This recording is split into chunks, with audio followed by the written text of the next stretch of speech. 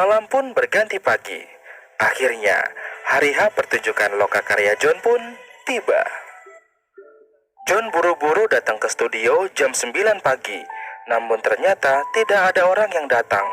Tak lama kemudian, salah satu anggota vokalnya yang bernama Caressa datang dan mengatakan bahwa John datangnya kecepatan karena acara baru akan dimulai jam 10 pagi. The presentation doesn't start till 10. Dan benar saja, ketika mendekati jam 10 pagi, tamu undangan mulai berdatangan. Di sini orang tua John juga datang memberi dukungan pada John.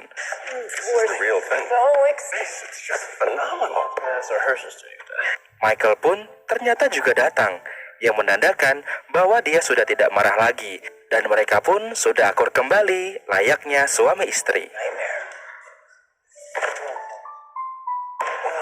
Bukan hanya itu, ternyata banyak produser termasuk Stephen Sodim juga hadir di acara ini. Namun sayangnya sang kekasih Susan tidak hadir di acara ini. Meski begitu, acara tetap dimulai dan pertunjukan memuka pun ditampilkan. Like I was saying, thank you all. Hello. Hi. Welcome.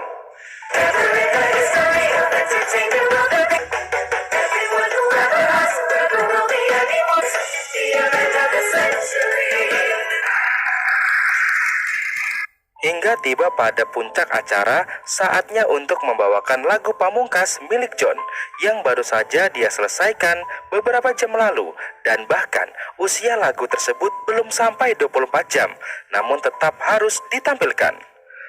Caressa pun maju sebagai penyanyi tunggal karena memang baru Caressa yang tahu lagu ini dan dia akan membawakannya. John pun hanya bisa memejamkan matanya saat lagu ini akan mulai dinyanyikan. I brace myself.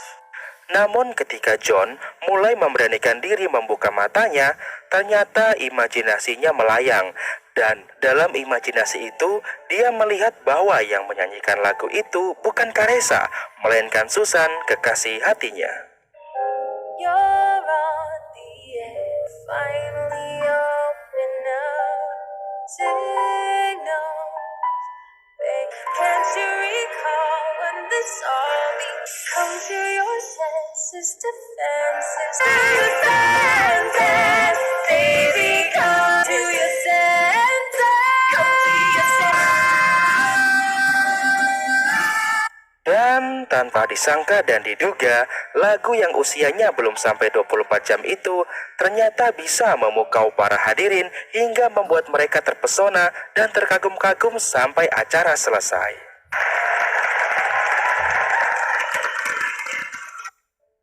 Satu hari kemudian, dengan harap-harap cemas, John menunggu datangnya telepon berbunyi, berharap ada produser yang menawarkan kontrak.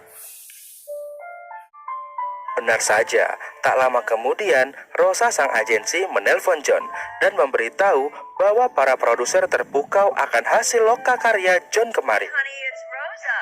Hi, Rosa. Thank you so much for calling. I'm getting call after call after call. I have heard nothing but raves. Everyone is telling me the same thing. That Jonathan... Namun alih-alih bukannya mendapatkan kontrak, di sini si Rosa malah meminta John untuk membuat lokakarya lagi dan menciptakan lagu lagi. So what am I supposed to do now? You start writing the next one. John pun hanya bisa tercengang dan emosinya hampir meleduk. What I do next? What about... Karena dia merasa usahanya bertahun-tahun hingga usianya sampai 30 tahun hanyalah sebuah kesia-siaan.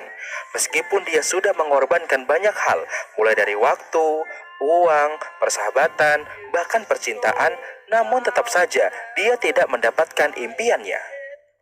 John pun pergi ke tempat Michael dan mengatakan bahwa dia ingin melepas semua impiannya itu.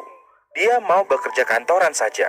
Dia mau beli apartemen mewah, mobil BMW, dan kemewahan lainnya karena dia sudah muak dengan semua jerih payahnya yang dianggap tidak pernah dihargai. I want to have what you have. Hey, I need a job. Okay, sorry, hold on. I want the BMW. I want the doorman. I want it. I want all of it. Michael melihat ada yang aneh dengan sahabatnya ini, dan Michael pun memotivasi kembali sahabatnya ini. Dia berkata, sesungguhnya John lebih beruntung daripada Michael karena John masih memiliki banyak waktu. John berkata, apa maksudnya? Ternyata terungkap fakta bahwa Michael baru saja mendapatkan kabar bahwa dirinya divonis mengidap penyakit HIV akibat kegiatan hombrengnya dan usianya pun sudah tidak lama lagi. I'm HIV positive.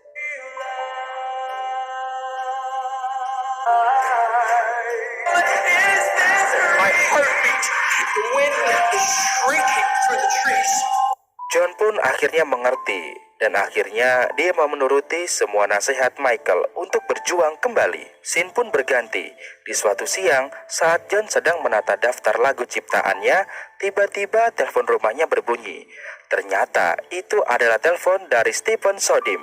Dia mengungkapkan kekagumannya atas musik John dan ingin meminta waktu untuk membahas lagu-lagu tersebut sambil ngopi.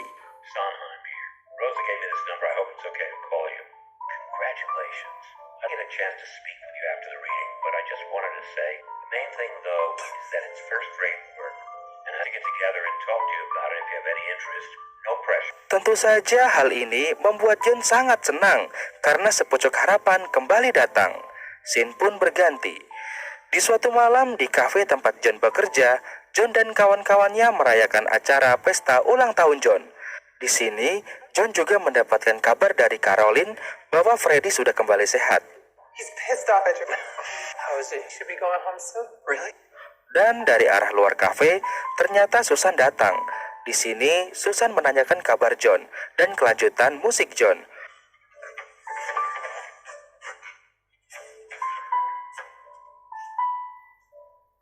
I'm so happy. I'm sorry. It's okay. So how was the reading? Did anybody? John memberitahu bahwa dia akan mengadakan lokakarya kedua dan berharap Susan akan datang. I really wanted to be there.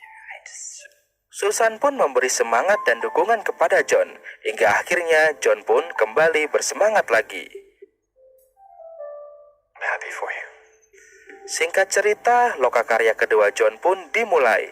Dan melalui ini, akhirnya nama Jonathan Larnos melejit ke jagat permusikan dunia dengan karyanya yang diberi nama Tick Tick Boom. The next one was Tick Tick Boom. Do we play with fire? Hang the lights. Although we know we're in for some. Although we know the ball.